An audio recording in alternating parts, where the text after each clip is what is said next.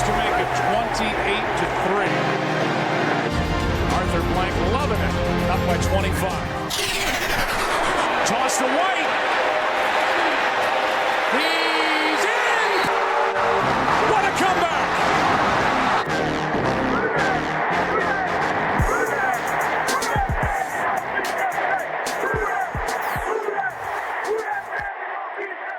All right, welcome to another episode of the 28-3 podcast. Today we are blessed with the wonderful, beautiful Garland GILLEN.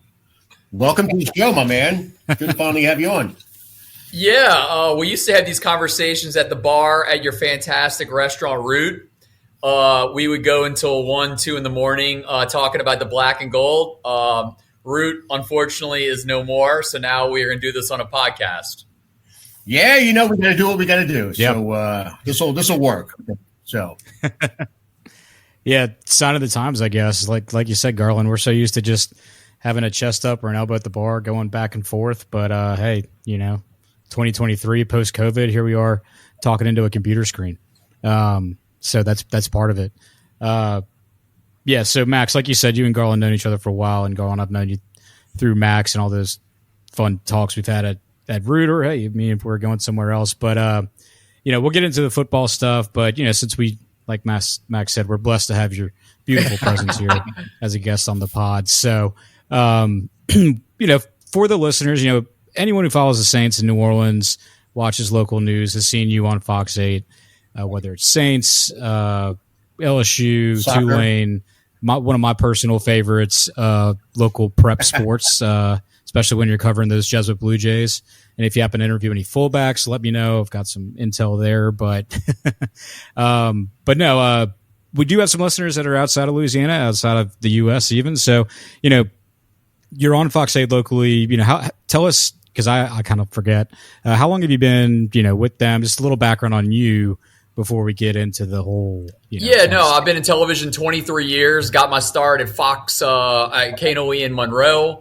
Then I went to Baton Rouge. Then I've been in New Orleans since 2003. So I've been in New Orleans for 20 years in television, and I've been at Fox 8 for the last 11. And you said it. I cover everything from the Saints to LSU to Tulane, and a lot of high school football on Friday nights. It's you know, it doesn't stop. I mean, we have a show almost every night in the fall, except for Saturday night. I mean, on Monday, it's like Black and Gold, a review with Deuce McAllister. On Tuesday, it's Overtime, where we talk for 30 minutes about what's going on. Wednesday night is Game Plan, where we get you previewed to the next opponent the Saints have. Then Thursday night is our betting show, Final Bet, where I'm mostly on there talking gambling. Friday night's Fox 8 Football Friday. And then Sunday, we got Tailgate in the morning at 10 a.m., where we preview the Saints game. And then we wrap it all up on Final Play at 10:30. So it is 4 hours of programming per week. It is absolutely wild. And also, you know, we talked about food off the top. I do have a blog called Football Food. Lee Zurich, who I work with, told me he always skips over the football part, you know, so be it, because he texted me yesterday. I wrote a big story, which both of y'all would appreciate. I wrote a big story on the food part about Aaron Burgow, a former Jesuit Blue Jay who's like exploded on like the restaurant scene. He's got his hand in like all these different restaurants now, from Patois to Central City Barbecue to Station 6, the Charlie's Steakhouse, and now he's going to have Las Cruces, Tex-Mex, and Old Metairie. So, you know, we did all that. So Lee Zurich's favorite restaurant's Patois, so he said he enjoyed the Patois part. He said he didn't read my soccer part, but it's not going to hurt my feelings. So, yeah, but no. I mean, in New Orleans, we care about two things. We care about food and we care about sports. So that's, you know, I mix those together. Yep. No, it's awesome. And it's funny you mentioned Burgow. I saw him about a week ago, and it's crazy, man. He really has exploded. You know, ran into him at Station 6. He was talking about Las Cruces and all that. And I know a chef he's partnered up with that restaurant. Looking forward to it. I think it's going to be like 300 seats. It's going to be amazing. And on Metairie Road, I believe, further down by Airline Highway. So it's looking forward to it. Yeah, Charlie's Steakhouse, I haven't been to since like the older version, past owner. So now I've decided like we got to all hit that up there, because I haven't been to Charlie's Steakhouse probably in like 10 years. Well, that's Neil McClure. He's got working over there, who had McClure's barbecue. Oh, yeah. Yeah, We're going into McClure. food. We haven't got to the Saints yet, dude. Yeah. Yeah. I mean, go figure, right? Yeah, I actually went to Charlie's post, Aaron, with Neil over there. It was good. I mean, the quality was there. Some of the items were maybe a little bit more elevated than, or just like they tasted like they were done by somebody a little more current. Yeah, but then doesn't know. It all still had that feel. Yeah. Yeah, but it still had that feel. Like you wouldn't have thought that you were dining in a place that was owned by some nouveau New Orleans restaurateur. It still had the traditional flair and all the little accoutrement that you might expect from them. I remember when Bergau, when they said it was him opening up Central City Barbecue, or no, when he took over, I was like, wait, this dude's doing patois and barbecue? Like that is impressive by itself, and they're both damn good. Aaron's man. Barbecue didn't skip a beat. Whatever he does, everything turns to gold. It's great. Yeah, and his one of his sons is a big rugby player, Jesuit. So, dude, we he was at the restaurant. I was at Patois 2 weeks ago, and he was cutting up. We were talking football, rugby. Like, dude, it delves. Sure. All conversations delve into two things, and so I absolutely love it. Because if I'm not, thinking about like working, I'm thinking about what my next meal is going to be. Yeah, no doubt, man. Yeah, No doubt. hell yeah. This is going to be like a hard shift because we could talk food all night. But before we let you off the hook on the things that you've been doing, I watched the Hulu series Algiers in America, or Algiers America. I guess I should have thought about it. Okay, it's a show highlighting a local football scene. Let me just say the series was absolutely phenomenal. I mean, I got emotional several times throughout the thing, especially at the end, having played high school football myself. But it's not really. It's just I only say that just because it gives you like a good. You can put yourself into the shoes of these kids, but only to a tiny extent. Like strictly having played and been part of a team at that age. This show did a masterful job of like really getting you to understand the predicament and the problems and the hardships these kids face every day. But however down I got watching the show, I saw a familiar face pop up because inevitably they had the local news talking about the team they were previewing. Did you, when they showed clips of you, did they reach out to you beforehand, or did they reach out to the station? I was kind of curious, and I was going to talk to you one way or another about it, whether it's at a bar or here we are on a podcast. But I was just curious, like, okay, how do they? What's the process? So Jackson Fager, who's the executive producer on, he's the photographer on it. And he now lives in New Orleans. He came over with a hard drive one day to Fox 8, and we just went through all of our archives. He took like 50 pieces of video dating back to like 6-7 years ago, some older video and some current video, and I mean, Edna Carr has become one of our biggest programs to cover now. And now that I always say, like, the Catholic League gets a ton of publicity on Fox 8 Football Friday, and then it would be Edna Carr and Isidore Newman and a few other schools. St. Charles Catholic has now become a heavyweight, and Lutcher and a few others. But now Carr is in that Catholic League. But I have watched Carr built into this absolute behemoth. They won 4 titles in a row, but now haven't won a state title in 3 years. So it's been really intriguing to watch them. But they have some characters on their team. I mean, Bryce Brown, their head coach is absolutely he's a piece of work. I mean, you don't know what he's going to say next. And then Aaron Anderson, who takes over that show. He's one of the main characters. He went to Carr, went to Alabama, and now he transferred to LSU. And he should be ready to go for training camp in a couple of weeks. I talked to Jaden Daniels at SEC Media Days, and he says he's going to be ready to go. So it's like I watched Aaron as a freshman in high school in like his third game return a ball 80 yards for a touchdown on the first play against LB Landry. And now I'm watching this kid grow up. But, it's not always easy what goes on in Algiers and with the Carr Cougars. I mean, they had some players die from gunshots. So it's not like, some of the other schools have dealt with. But now they're in the Catholic League, and they're going against Brother Martin and Jesuit.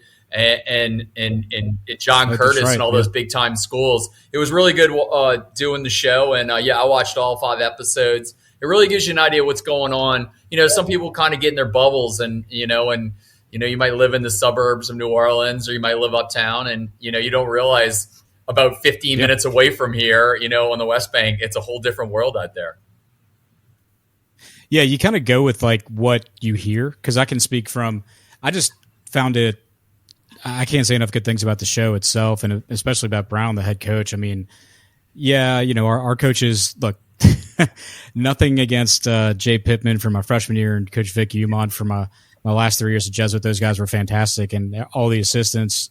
I can't name them all, or else I'd start upsetting some people. But it's they care about you, of course. But the level of care that Coach Brown showed to them, and just the commitment, the personal commitment, it showed. We're not going to talk about the show for the whole podcast, but before we leave it watching it from the perspective of somebody who played for one of the more, the schools, one of the schools that has kids that come from more that bubble or a privileged background or a suburban background, you know that it ain't great other places, other neighborhoods. That, we played John Eric, we played Kennedy, we played McDonough 35, we played a bunch of public schools in our pre-district schedule, and it's not the same for everybody growing up. But this show was amazing because it put you right in it.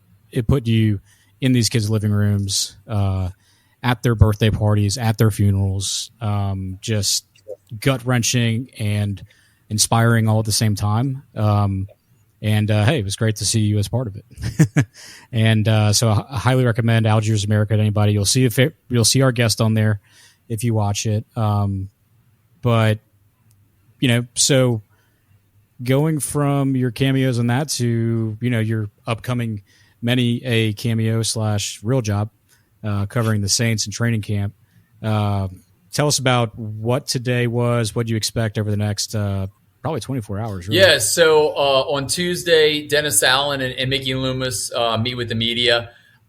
There's not a lot of things that we don't already know. We see a lot of the guys that are going to be there.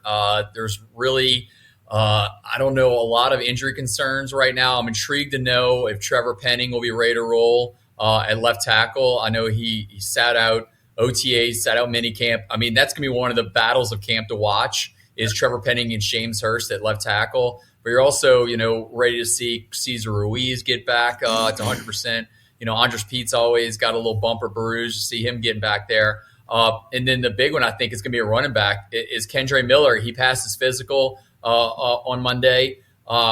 You got to have him ready to roll in game one because, let's face it, Alvin Kamara is facing probably, I would estimate, a 4-game suspension since he had no priors before the incident in Las Vegas, settled out of court. I think it would be the move by the NFL would be 4 games. So you got 4 games without him. So you can have Jamal Williams. You're gonna want Kendre Miller in the mix. You can run Taysom Hill out there, running back also. So the one theme I would think that we would hear tomorrow, we've heard this offseason, this is more of Dennis Allen's team now. I feel like last year's team was not his completely. There's a lot of Sean Payton vibes still in the building. Now I think it's his team. He's got his own catchphrases now on T-shirts that he wears. So I think that's what's going to be the MO going into this week. When they start hitting the pads, they're going to be out there. I say pads. They're going to be in shells on Wednesday, Thursday, Friday, Saturday. They don't hit until Monday. But, it's going to be at least get out there, Yeah, once they start clunking around the mushroom helmets, right? Yeah. Yeah, that's what. Garland, let me ask you this. No, go ahead. Finish up what you're saying. No. Training camp really doesn't start till they put the pads on. I understand that. Right now, all I'm looking for is health, and as long as those guys are out there, that's good for now. But we're really going to find out who these guys are next week. The Nick Saldivaris of the world who passes physical. I want to see what he looks like out there. But that offensive line, defensive line battles, like is Brian Brzee on the defensive line ready to step up and contribute right away? Is Peyton Turner going to be a bust, or is he going to finally get it going here at the defensive end? And then if he is a bust, then Isaiah Foskey needs to step up very quickly. Yeah. Yeah, let me ask you this. So if you had to pick your three most important guys that need to step up this year for the overall success of the team, who would you pick? Like your guys that their performances, whether it's good or bad, is going to directly impact our success. Like who I are mean, you guys? well, Max, we definitely just got to start at Derek Carr. I mean, last year, if you put the quarterback situation, it was it wasn't optimal having Jameis Winston and It was bad. It was bad. Yeah. I'm trying to be nice here, but yeah, it was suboptimal with Andy Dalton and Jameis Winston. If Derek Carr has a bad season, then they're missing the playoffs for the third year in a row, which will be the first time they missed the playoffs 3 years in a row since 2014 through 2016. But if Derek Carr isn't firing all cylinders, then that's going to be a major problem. And I think it definitely correlates with my next guy, and that's Michael Thomas. You need him healthy. I mean, he's missed 40 games in the last 3 seasons. This is not working for the black and gold, and I don't blame Michael Thomas. He's been having injury after injury after injury. He's only on a 1-year contract, so it's kind of a prove-it contract for Michael Thomas this year. So I don't know if he's going to push it a little more, knowing that he's only on a 1-year deal. So you need Derek Carr, you need Michael Thomas, and then I think on defense, I need to see something from Peyton Turner. I talked about him at the start. They spent a first round. I mean, this is a first round pick on this guy. Okay, you're expecting some. He's a favorite player of one of our podcast friends, the Saints Block Party podcast. They love. Yeah, no, he has got to show up now. This is one of the major keys. So if you gave me like 3 guys, I would say those are 3 that I need to see step up right now and get there in that first game when they play against the Tennessee Titans, which they're favored in it. I know last year all the odds had them as the NFC South favorites, and this year it's the same way. Their over-under win total. Check that. I think the Bucs were NFC South favorites last year in the betting odds. But this year it is New Orleans Saints, and their over-under win total is 9.5. Right. So everything is positive for the black and gold right now in the betting odds. We just got to see it on the field because the NFC South, I think, is really weak right now. And you got Bryce Young, Desmond Ridder, and Baker Mayfield as the other 3 quarterbacks.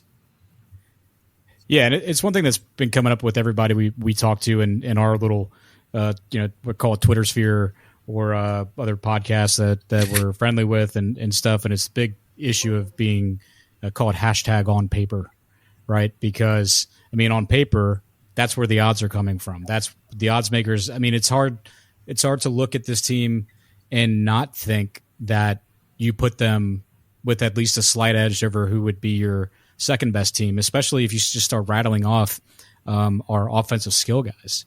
There aren't enough starter quality guys, or I'm sorry, let me put it this way. There aren't enough spots to allow all of our starter quality offensive skill guys to have a spot on the field and still keep 5 offensive linemen and a quarterback on there. It's just like when you see a team like that, you're like, okay, even if their defense was bad, everybody goes back to Super Bowl year. I mean, we had the 20th ranked or 20-something ranked defense the year we won the Super Bowl. So you're thinking, okay, even with a somewhat below average defense, this should be able to get it done. And then you look on the other side of the ball and, okay, we're ranked in the top 10. And so it's like, what the hell is going on with us even talking about or using the word whether we make the playoffs? We're so used to this Sean Payton era and success rate that it's we have to be in the playoffs this year. If we're not in the playoffs this year, something went horribly wrong. That's the reality. Yeah, no. Yeah. Whether it's Derek Carr getting hurt or not performing or the offensive line not being healthy, something went wrong if we're not in the playoffs. I think, my worst case scenario, or what would be the most frustrating scenario for me for this year, and I say it because I hope it doesn't happen, but it would be, we all keep talking about health, and if people can stay healthy, then we should be fine. My fear is that we stay healthy or mostly healthy. No season-ending injuries for anybody that's a top 10 guy on the team. but we stay healthy and still underachieve and still either miss the playoffs or just, first round exit and unglorious if you miss the playoffs, that scenario, that would be an Dennis Allen indictment. But that would be an indictment. That's what I'm saying. No, that would Corey, be an indictment on the Dennis coaching. Allen has to go at that point. If we don't make the playoffs when everyone's healthy, that's it. Blow it up. Right. Get rid of them. It's done. Start over. Yeah, and that's what I'm saying, because that scenario would be the one that takes the biggest toll on the team long term or big picture. Because if you got to. It's not long term. Because if that happens, you got to think it's short term because they're out of here. Like Gil Benson is not going to sit and watch this team stay healthy for the first time in years, because the last 2 years have been injury riddled. If they stay healthy and they don't make the playoffs, people got to go. Right, and that's the thing. But that option presents the scenario that I would hate to see the most, which is blow the whole thing up. I know a lot of people want to see it. I hate that route, or the tanking route, or whatever you want to call it. But if we lose out on the playoffs because of obvious injuries or something like that, or other reasons, and at least, or even if the coaching was okay to get us there, but clearly not what we need to push us over the final edge, it would at least give ownership and Loomis and Lauscha the ability to talk about, okay, what big name, what proven commodity in coaching do we need to just go out and get, kind of like we did with Peyton, that's going to push this team over the edge. We have the talent, we have the young guys, we are actually finally okay in salary cap. So yeah, but if it's a close call, then you're talking about a new coach. If it's a terrible thing, they blow it up. Corey, under your scenario, if everyone stays healthy, if they miss the playoffs, you have to get rid of the staff. Oh, no. Correct me if I'm wrong. What is your opinion on this? Because if this team is healthy, which we have not had in 2+ years, you have a quarterback now who is, by all accounts, a top 15 guy. And we can litigate whether he's 15 or whether he's 8. We're in between. He's a good quarterback. He's put up great stats over the first few years of his career. If you stay healthy as a team and you don't make the playoffs, this setup in this division, you have to blow it up. Give me your thoughts on this, man. Let me clarify real quick too, Max. When I say blow it up, I mean I agree with you on that. If you're healthy and you make playoffs, you blow it up. I think if you're healthy and you make the playoffs, there's a wholesale fire sale where it's players and coaches. If it's you limp in, then maybe it's just coach. Fair. But yeah, that's I agree. What do you think, Garland? Well, hold on. Let Garland chime in on this. What do you think? First off, I think with the Saints every year, they just refuse to rebuild. I don't think Mickey Loomis is ever going to want to blow this whole thing up. I just don't, I don't know how many years Mickey Loomis has left. I know that they love Jeff Ireland over there, but I don't think Mickey's going anywhere. He likes where he's at right now with the black and gold. But yeah, you're right, guys. If they're all healthy, which we talk about, I'm talking about Michael Thomas. Pete Warner is a great linebacker. He's another guy, just stay healthy, okay, man? Because that's another one, because they're really thin at linebacker, okay? I don't know who, they expect to step in behind. The Zach Bond experiment is probably going to expire after this season. So Pete Warner would be another guy needs to be healthy to make all this happen. But, on the back end, in the secondary, Tyrann Mathieu and Marcus Mayer, second-year guys that have been working together. You got a great battle between Paulson Adebo and Alontae Taylor at one side. And on the other side, you got one of the best corners in the NFL. Everything is set up for them to succeed. This is a playoff roster right now. There's a reason why everybody's banking on this team. The over-under win total is at 9.5. And them to make the playoffs. They're the favorite to win the NFC South. Yeah, if they don't make the playoffs, you're going to have to definitely get rid of Dennis Allen at the end of the season. But it would be a major problem with all these pieces together. It's set up for success. I don't think Kamara will be out long, and you got great receivers right now. Chris Olave is probably one of the best second-year receivers in the league, and you got Rashid Shaheed, and then you got Brian Edwards out of the Las Vegas, who we worked with before. So there's the guys out there. I think everything's set up for success. Last year, I picked them to go 10-7. They went 7-10. I think it was a Jameis Winston injury situation that kind of messed that prediction. This year, I'm teetering between 9-8 and 10-7 right now.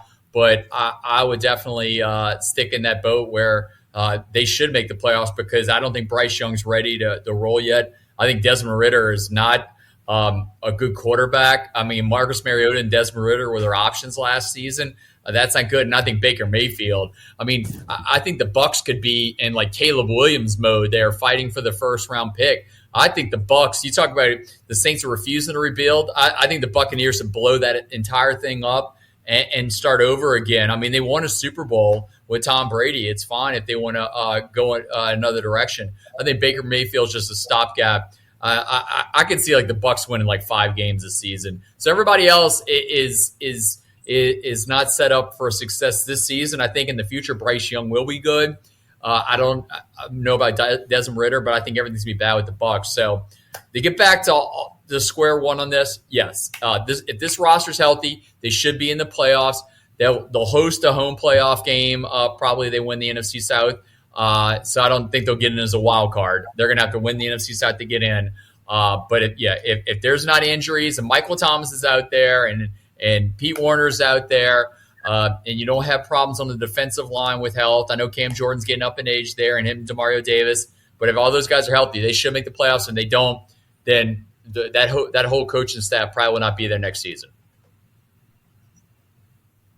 Yeah, man, I'll be honest with you. I agree with everything you just said. I think you hit the nails right. I mean, you're square on. Bryce Young, to me, is going to be a problem to deal with over the next couple of years. Not this year, but when we get to year 2 and 3, he's going to scare me because that defense is young. They're loaded. They've got talent. I know they traded DJ Moore to the Bears, and they traded Christian McCaffrey to the 49ers, but there's still talent on that team. That defense is young and hungry.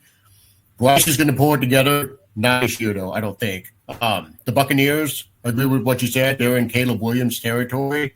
You know, they have the wide receiver, but Trask and Mayfield, they just don't inspire confidence from any angle. Falcons, Ridder is not the guy. I've not been high on him, whether he was at Cincinnati or in the NFL. I don't see it. So this is the Saints' year. You know, you have to make a move at this point. And, you know, if they're healthy, anything less than a division title, and honestly, you got to win a playoff game. You have to, because this team is talented, man. As Corey said, hashtag on paper, which has been thrown around on Twitter over the last couple of months, you know, and it's a real thing. You know, this team on paper is talented. Like, they're like running back. My God, we're 3 deep. And we're not counting Eno Benjamin, who was a part-time starter in Arizona before. Quarterback, Derek Carr, best quarterback we've had since the 30s. You know, last year with Jameis and Dalton, you know, the last 2 years pretty much was just awful. You know, it's painful to watch that. Just after going from Breeze, Hall of Famer, and watching these guys play, it's just a step down.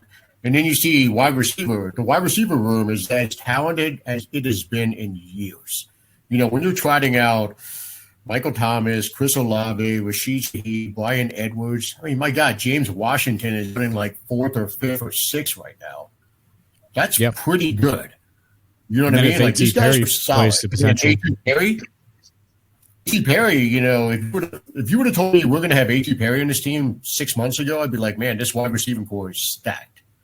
Tight end, adding Foster Moreau, local favorite, Jesuit High School, you know, to Juwan Johnson. And these guys are – it's loaded. Now, the offensive line has to stay healthy. The offensive line has not stayed healthy. We know Andrew Speed is good to miss 4 or 5 games a year. Trevor Penning obviously has not proven he can stay healthy, so that's a big question mark. Eric McCoy is your linchpin right now because Ramczyk has been hurt the last couple of years. So offensive line is the biggest pivot point big. Like, if these guys can stay healthy, I feel like we've got a real chance to be good. But if the offensive line, if they don't stay healthy, it's gonna be tough. It's gonna be tough. Oh, you disappeared for a minute. Where'd you go? Trying to tame the one of Lizzie's cats in the room here, so I had to make sure he wasn't getting a cameo on the recording. Yeah, but I agree with your offensive line. Call it take, whatever you want to call it. But I mean, kind of like you said with the linebackers, Garland. We're slim at linebacker, so damn. I wish. So, case for the listeners, all thousands of you out there, Nick is not on this. He wasn't able to make it on in time to record. He might jump in a little bit. But damn, I wish.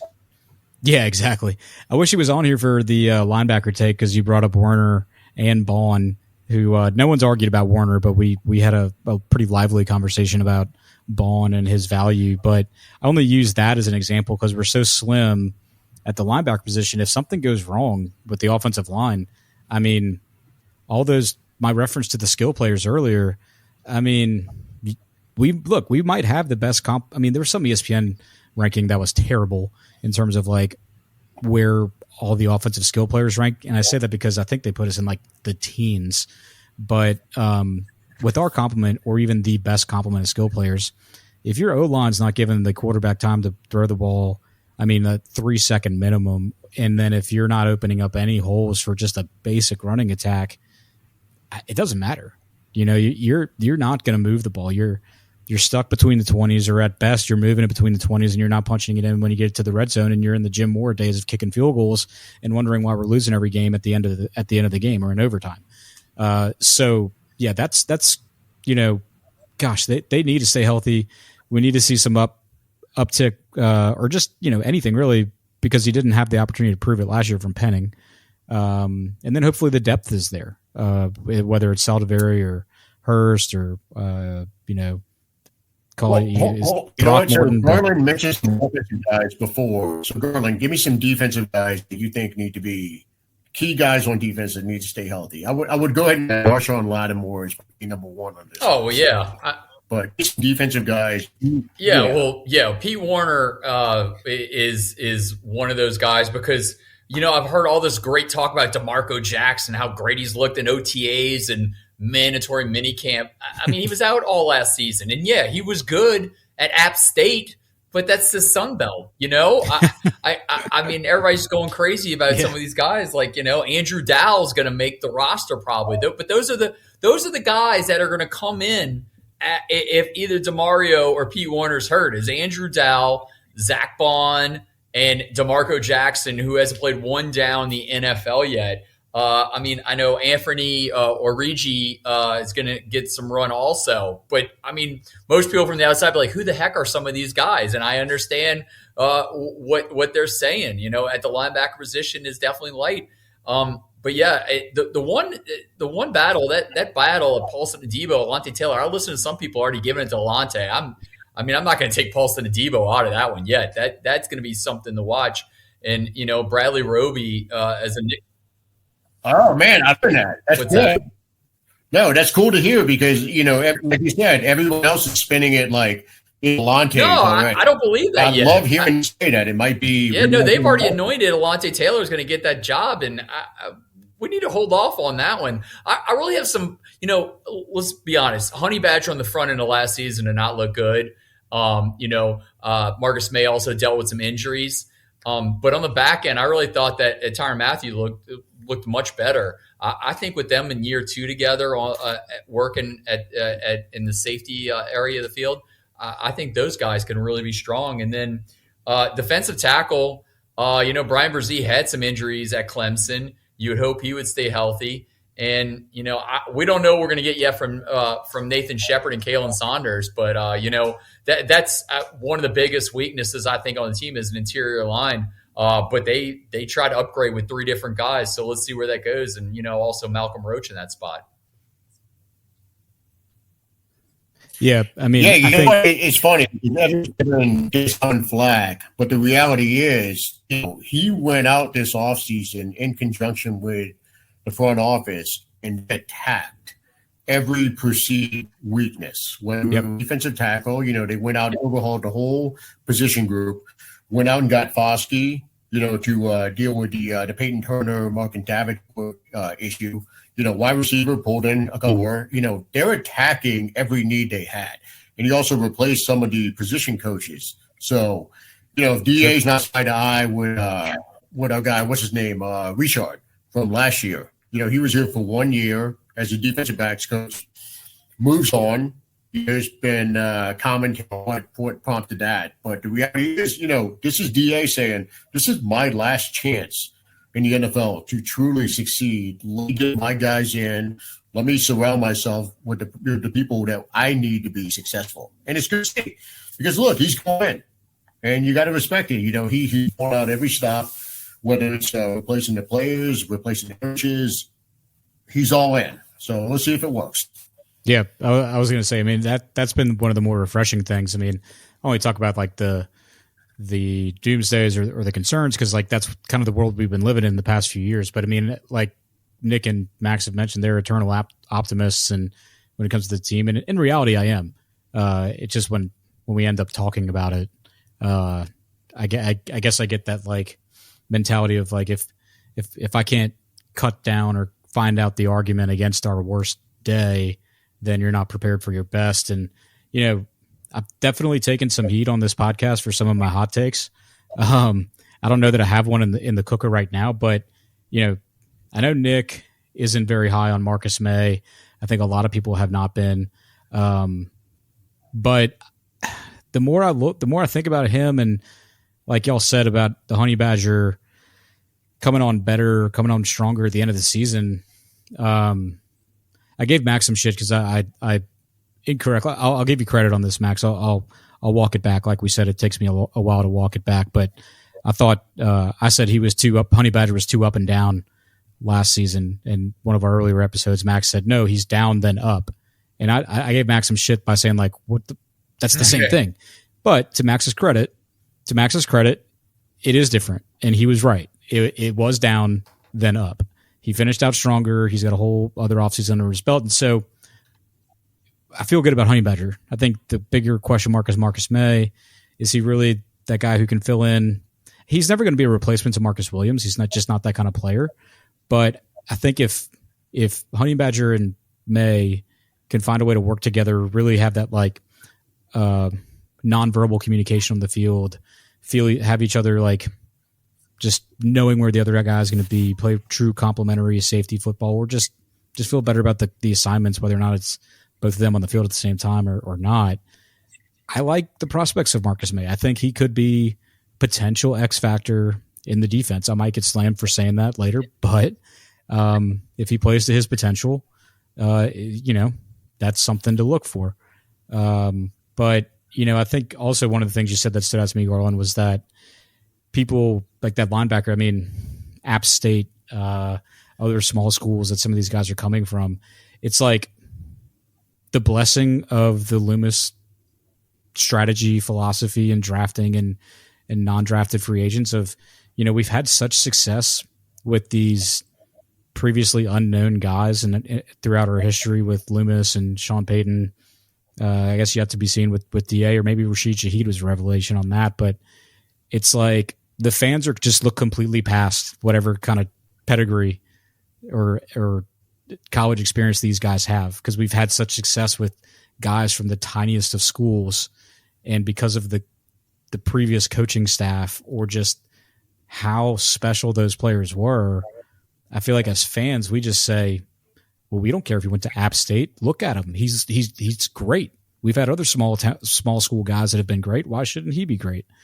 But I agree. I mean, it's like Bobby Hebert says on Sports Talk, right? What have you done for me lately? And it's what have you done for me lately? It's you got to show me. That's a good segue. Garland, give me your surprise. Give me three breakout guys. Who are three guys that you're expecting? They might be off the radar, but it might be the chalk pick. Who are three guys you think are going to break out? I would say this. I think that if Nick Saldiveri is healthy, I think that they expect him to play right away, like as a backup role. But they have that much faith in him. Y'all talk about the smaller programs. I will say this: they swung big on their first three picks. I mean, with Brian Brzee being at Clemson, Isaiah Foskey at Notre Dame and Kendrick Miller at TCU. I mean, those are three major baller programs. Now, in the back end, they did go for Saldivari, an ODU guy. But, you got to find those kind of, diamonds in the rough with some of those guys.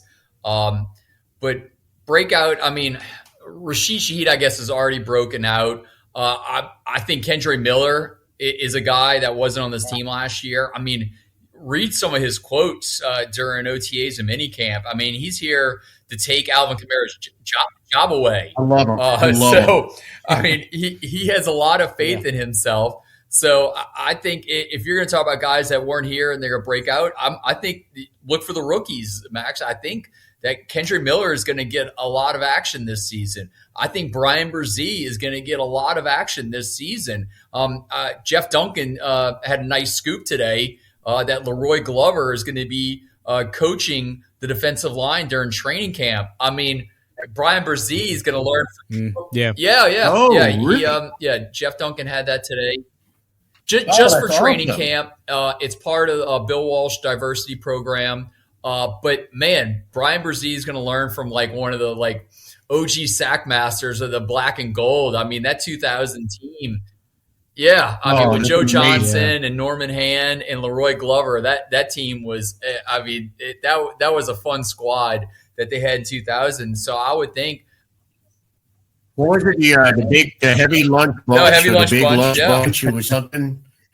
Yeah, I like hearing that news about, about Leroy too, because gosh, he was that guy that everything he did was technically perfect. And you hear it a lot, like rookie defensive tackles have a hard time cracking in because there's so many little things and things you got to pick up on, like certain little moves to get the offensive lineman off of you. I mean, I don't understand it all, but there's just different techniques that you can't really pick up on until you're in the league. I would hope it'd be nice if, Leroy comes in and says, gives Brzee, guys like him, a head start on, they're not going to be expecting you to do this with your hands or to put this move on them when, you're going this way. Yeah, that's fantastic to That'd hear. be awesome. We need that.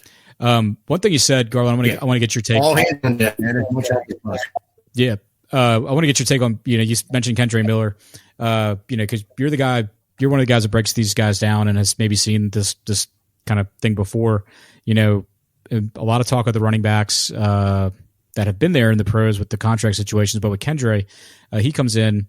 A lot of people have said that one of the pluses of him is that he didn't really have as much wear and tear on him in college as maybe some of your top flight bell cow running backs coming out of college. Have you looked into that, or do you have any opinion on that aspect of? Have you noticed that or seen that, or is that a plus? I mean, y'all guys saw it with Alvin Kamara. I mean, he was on the bench at Tennessee and Alabama. I mean, they barely used him, and I mean, now I will say this: they had to use him a lot more in these last 2 years than they really wanted to, and I think that's definitely going to mess with the life of his career in the black and gold. I mean, I don't know if Alvin Kamara will be I think he's going to have a strong season this year, but I think his best days, like his 100, I think is past. I think this is he already hit his apex. I don't think we're going to get, on Christmas against the Vikings, what do you have, 6 touchdowns that game? 6 touchdowns. Yeah, 6 touchdowns. That's the apex. I don't think we're going to see that again. I think he's going to have a better season than last year. I mean, to lose 4 fumbles, that was his worst output when it came to lost fumbles in one season. But with Kendrick, he wasn't used as much. He's a burner. And you like what you got with, Jamal Williams. I think the wear and tear is not as bad on him either because he was never the star running back in Green Bay. He wasn't the star running back. He was splitting carries with DeAndre Swift in Detroit, but with Aaron Jones when he was in Green Bay. So he's never been the dude. And so I think this whole running back room has some life in it because of them not getting used as much. Now, I will say Jamal Williams wasn't used a lot at Brigham Young when he was with Taysom, but since he's been in the NFL, he's not been the bell cow back. Now, I think he kind of took that away from DeAndre Swift last season. But you like the running back room, and you definitely think – Mark Ingram last year, I mean, he was one of the best all-time running backs the Saints have ever had, but he was definitely a shell of his former self last season. Yeah, I agree. I agree. And to that point, I think it's a blessing that all of our running backs come from low usage situations, whether it's college or pros. And that's always a positive. I mean, that's never in question. You know what I mean? Like Kamara was underused at Tennessee. Jamal Williams, I think his last year at BYU they ran him a lot, but other than that, he was pretty underutilized.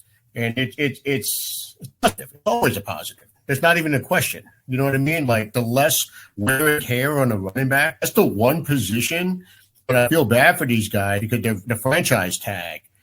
And you're seeing what's happening. Dalvin Cook is getting cut his prime. Leonard Fournette, after his best couple seasons, is a free agent. These guys are not getting the money that their performance dictates they should get. I've seen some talk about taking the running back position or wide receiver position and merging it as far as franchise tag designation is concerned. And that makes sense. The receivers are kind of overpaid. Running backs are underpaid for what they go through. And less wear and tear is always a better situation for a running back. And we're looking at Kendre Miller. He was amazing, but previous year, he wasn't the ball that much. It's very reminiscent of Kamara when at Tennessee. So it's a plus. It's always a positive. No other question about it. Yeah, I'd agree. One question that comes to mind, speaking of running backs, just like any kind of QB list anybody talks about with the Saints all time, like Breeze is automatically out of it because, okay, Breeze is number one.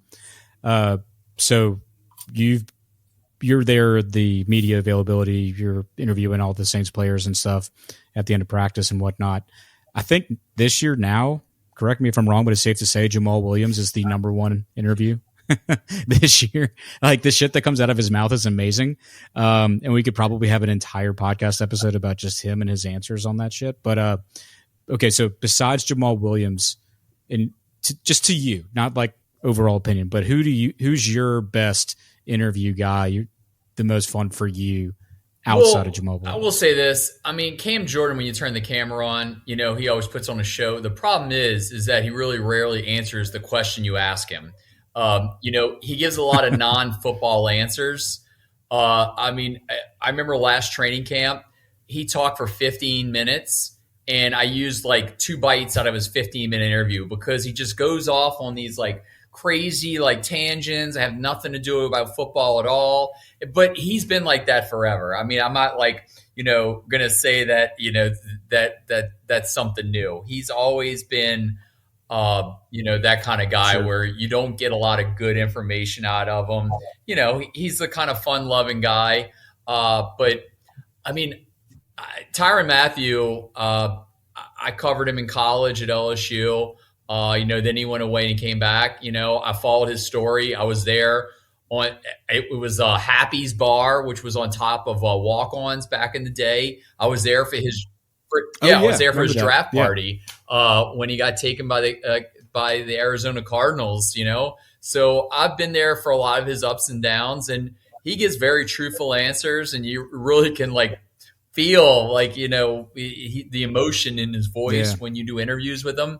And he went to St. Aug, he went to LSU, he's one of us, so I definitely enjoy listening to Tyrann Mathieu talk. I mean, he's got trophies. He knows what it takes to win. So that's a guy that that I definitely enjoy interviewing. Jamal Williams, I mean, his whole opening press conference where it took him like 10 times to say the word beignet was quite funny. You got a kick out of it. But I would go with Tyrann Mathieu. DeMario has always been a great interview. He's another guy who can get really deep and serious. But because like he's the opposite of Cam Jordan. Cam rarely gets serious. Him and DeMario are different spectrums. But I would go with Honey Badger. Nice. Yeah, I think yes. You know what, though? And I'm glad you brought up the Honey Badger because watching his evolution from when, he basically kicked out of LSU off the team, whatever it was, and seeing him get to the NFL underdrafted from, I guess, where he should have gone to where he was drafted. I think he was second or third round pick. And we all knew this guy was the best player in college football at LSU. He gets to the NFL, and now, by all accounts, is one of the most stand-up, good people in the community, doing everything he can, has completely flipped the narrative as to what it was when going out of college. And it's one of the most feel-good stories you can possibly read. And it's even better. He's a local kid and has done it in front of our eyes and is now playing for the Saints, because honestly, it's amazing to watch it and just see. I mean, he's an asset in society now, in the New Orleans community, and it's awesome to watch, because that was not what people were painting the picture of, 7, 8, 9, 10 years ago, whatever it was when he was drafted. It was a totally new story. So now it's just amazing to watch that, and we're all happy for him. And I'm glad to say, you said it was, I guess, interviewed, one of the best interviews. I mean, that's fantastic to watch. Yeah, and it's tough to see, like, when he, like you said, Max, in his early career, when he's getting all these media narratives painted about him. And, like Garland said, like, we can relate to the Catholic League circuit or even the New Orleans high school circuit as a whole, right, abroad. And so, I mean, it's kind of like we talked about with the car program, that these kids are busting their balls on the field and don't necessarily have the best, it's not an assumption on everybody, but like, cut the guy a break, cut him some slack. And the national media definitely did not do that early on in his career, using the word troubled and all that crap. So it's so nice to just see, like you said, Max, he's here now.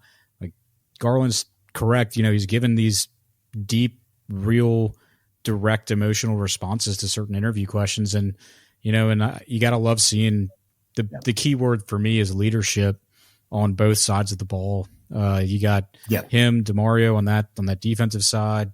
You've got just a wealth of experience of guys on the offensive side. And hey, we got another local guy now in the tight end room on the offensive side of the ball, so that's always a plus.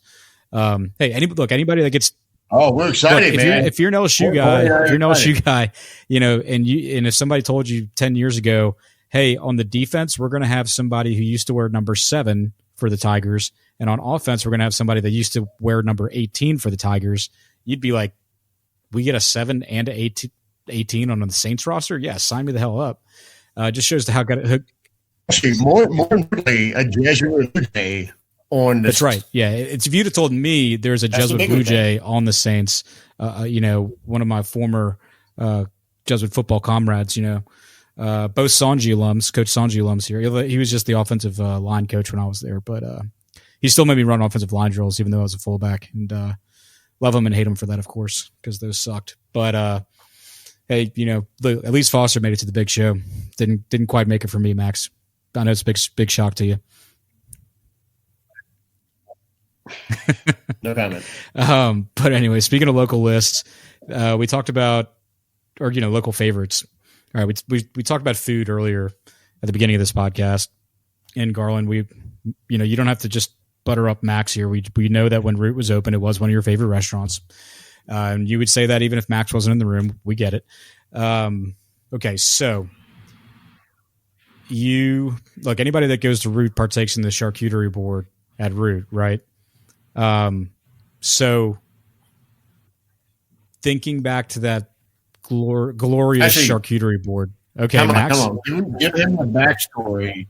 Give him the back of the episode. Okay, well, okay, we'll give him the backstory. I was gonna kind of hit him with a surprise, but okay, backstory. We did we put a EPB out on Twitter for off-season podcast episodes, and a couple of our guys from London came back. One of our guys, Daniel, he's at Procrastinatus on Twitter. Has a podcast of his own, The Saints, the City, and Me. He replied to us and said, here's an episode topic. Go through a list of Saints players, but compare them all to cheese. So, like, what would each Saints player be as cheese? And Max was like, well, we'll up this. Nick and I know everything about charcuterie, so we're going to do a Saints charcuterie board. So we did about an hour-long episode comparing a hell of a lot of the guys on the roster to items on the charcuterie board. and his was fucking fantastic.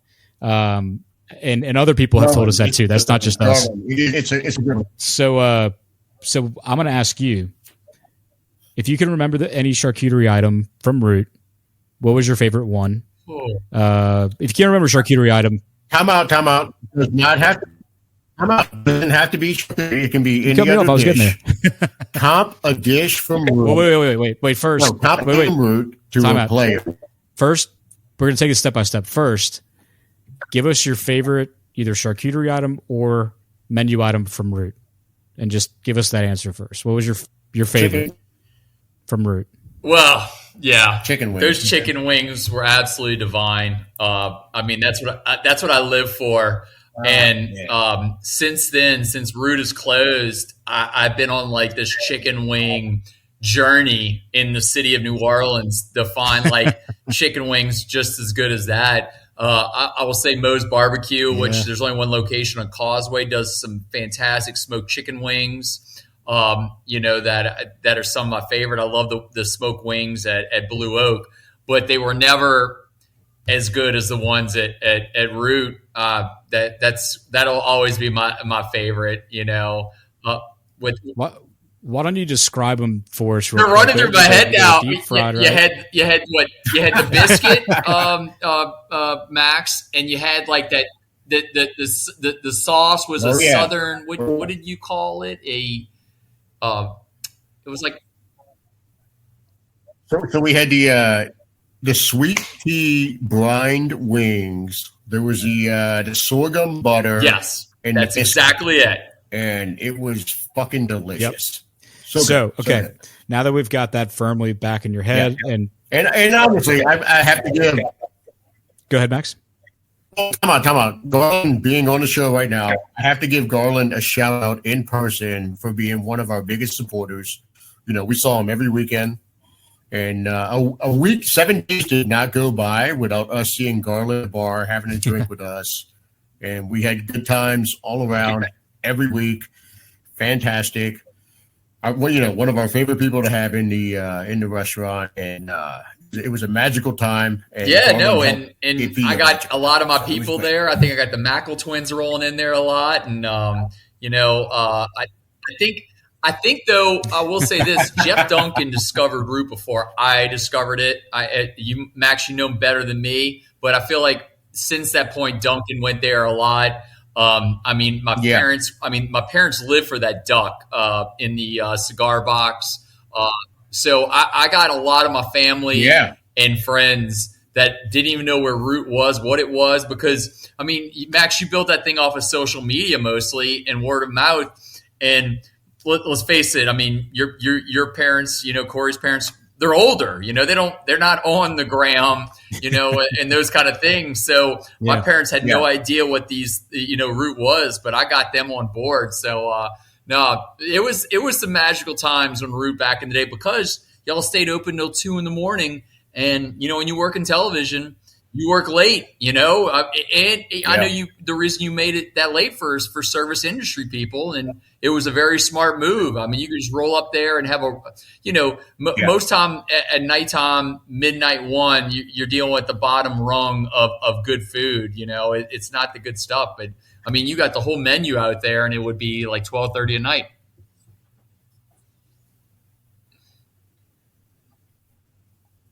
Yeah, and because you meant goals, and it was always a good time to have them. And honestly, Jeff Duncan was probably the forerunner for the local coming to it. He I don't remember how it linked up, but he did the whole Saint Superfan. Oh yeah. The first one up, and from then on, he was a huge supporter and directly responsible for one of the things we had. From him talking to national media that were coming in from out of town and saying, "Hey, go check out this restaurant." So, definitely very appreciative of everything he did, the Mackles, everybody else. It was always a good time. Friday night, 2 in the morning, in there having drinks, eating good food, and just hanging out, man. And honestly, we're probably not too old to do it anymore, but fuck it, it was good back in the day. Yeah, there was another question that was at the top of this, and I totally forgot because I went to a root stupor there for the last 5 minutes. Yeah. I know. Don't worry. We're going to bring it back. All right. So now that we've established that. Oh, no, this is good. Now that we've established the green tea chicken wings are your favorite, what Saints player is that? So compare those to a Saints player. So, I mean, what player on the team most exemplifies? I mean, those chicken wings, like, I mean, the best part was you would dunk it in the sauce and just let it sit there and, like, you know, permeate in there for like about a minute. You know, while Scotty the bartender would, like, you know, make my favorite drink. Miss him. He's Virgin Islands, man. He's living the dream over there. Oh yeah. He is, man. He is. You follow? Yeah, I do. I follow on Instagram and watch drink. his life unfold there. It's a beautiful thing.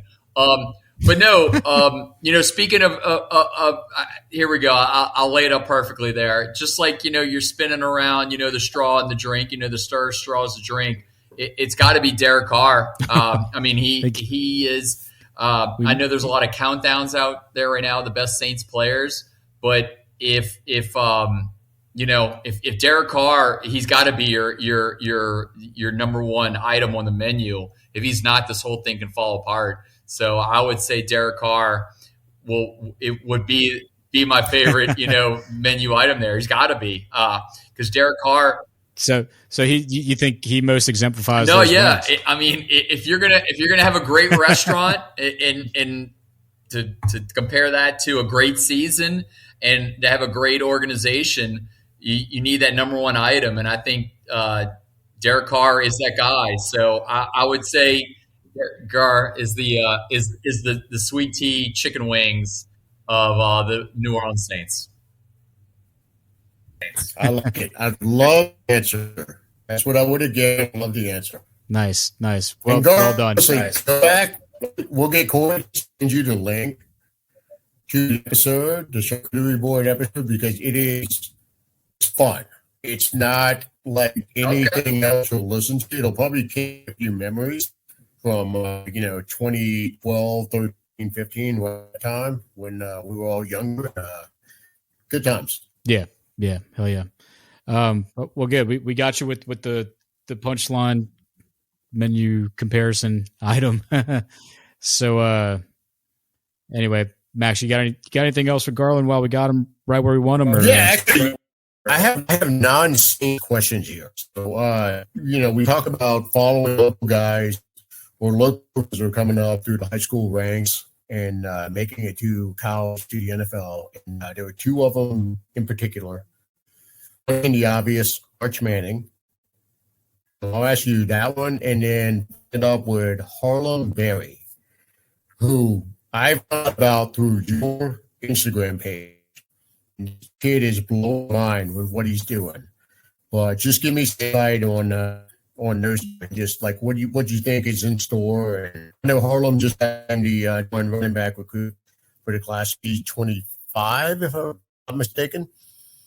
And he is blowing my mind in the highlights on your Instagram page. And just give us some more on him and Arch. What do you think? What do you think? What's going on?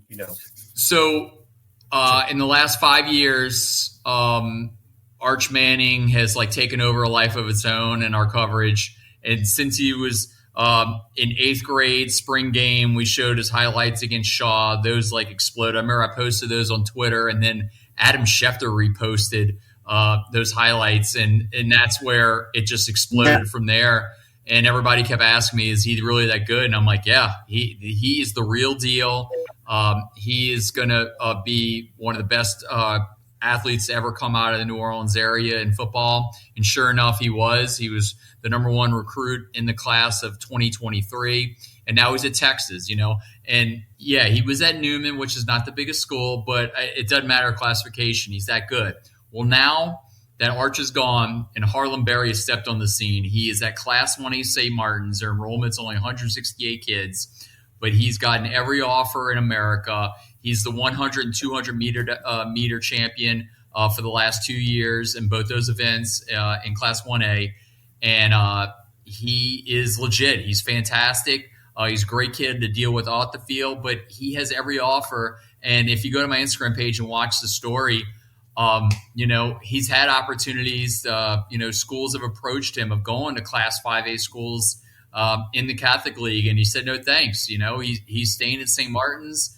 As we talked about wear and tear on the body, he's going to have a lot less wear and tear on the body not playing in the Catholic League than he will at St. Martin's. He's going to be definitely going up against kids that are not, are probably, my height and weight. I'm 5'7", 5'8", and I weigh, I'm a little on the skinnier side, but most kids are like 5'8", 170 that he's going to go against. And I think he's the real deal. He's gonna be the next big thing. And right now, if people, want to ask me where he's going to school, I would say LSU, Texas, and Florida are in his top three. He hasn't told me that. I'm just reading the tea leaves because Jabbar Jalouk, who was at Edna Carr, is now at Florida. That's his uncle. He's a running backs coach at Florida. So that's the link there. So I would say that is his top three right now. So what you're saying is I need to clue off my guys up at Georgia. No, he's in the because we can't have more. They all Florida. know. Georgia knows about him. Florida knows about him. Alabama has an offer out on him. Texas A&M, Ohio State. Yeah. They all know who he is. He's a track star and he's a football player. But he's the real deal. He's at the point where nobody doesn't know who he is. People are definitely in the city know who he is now. I've done like 5 or 6 stories on him. I mean, he came to St. Martin's from Holy Name Uptown, and he was a basketball kid. Decided to play football, then all of a sudden exploded. It's a crazy story. Huh? That's funny to hear. Yeah, hear it come from Holy Name. One of my favorite things about following on Twitter, Instagram, is seeing, you might not hear about otherwise until they blow up. And especially we all knew about before, Christian Brothers and that. Like Harlow Berry, like none of us would know about him if it wasn't for Garland. And touch his page and see these constant, highlights 2 years ago. And, this kid looks like he's really good. He's shifty, fast, he's still. And I follow Garland and I kind of see where it's going. And now to see this kid be anointed as running back prospect in his class, it's awesome. Hey, I mean, check it out. This kid it's nuts. Yeah, it's like watching. I think he popped up on my radar probably just this past week from either Garland's Instagram or he popped up on one of the local news channels and I guess when he was named the number one is when he popped up, but. And that's the thing. The G-Man is on it. DMZ on every head curve. So, look, I have news. I have no doubt that, Garland would have been on guys like my former tailback, Chris Marquis, back in the day, and all those guys. But you're right, Max. I love the Twitter world because I can't imagine having that shit when I was in high school. I mean, we were on goddamn, what was the website? It was kind of like it would have been like Paul number 10,450 fullback in the country. Oh, I wasn't worried about my ranking, Max. You see, because I played fullback, I was the lead blocker. I was okay with the fact that I was sacrificing my body for someone else's glory. And Chris won Mr. Football in Louisiana for 5A that year. Ended up being starter running back at UCLA to fill in for Maurice Jones-Drew. Not that I'm trying to rattle off stats about the guy I blocked for, but but in reality, he was so good. He didn't need me. He did not need me. He didn't. Between Leo and Mike, somewhere in between. What you cut out, Max? What was that? I said cross between Neil and Mike Stott. Somewhere. Yeah. Just didn't play in yet. They said, I know Garland wasn't there to cover us, but they said my biggest knocks were my measurables. Really, had the speed, had the brains. Clearly my running back did well. Just the measurables. Turns out you can't play fullback in college at 5'10", 190 pounds. It just doesn't work for the big programs. Shocker. 5'10" in cleats. You're 10? Yeah, okay. I'm 5'10", like Drew Brees is 6 foot. Okay, just put it that way. No, honestly, Garland, I know you're a busy man, and we don't want to keep you much longer. But thanks for being on. We appreciate the insight. Thanks for hopping on. Yeah, no, this is good. Thanks so much, Garland, man. Yeah, always a great. Yeah, time no. out Hey, and if you need to football. talk football and food, I'm your guy. There you go. You and Max. I know, man. Let's go hang out. Let's go hang out in person next time, and we can really talk some food and football. Yeah, get you on. If we get into it enough, we'll just flip on the recording, and then we'll have another episode. Big deal. All right, man. Well, appreciate it, Max. You know, all your insight is always appreciated, especially your friendship with the G-Man. And Garland, thanks again for coming on. It was awesome. So thanks everybody for listening to another episode of the 28 to 3 podcast. What a comeback!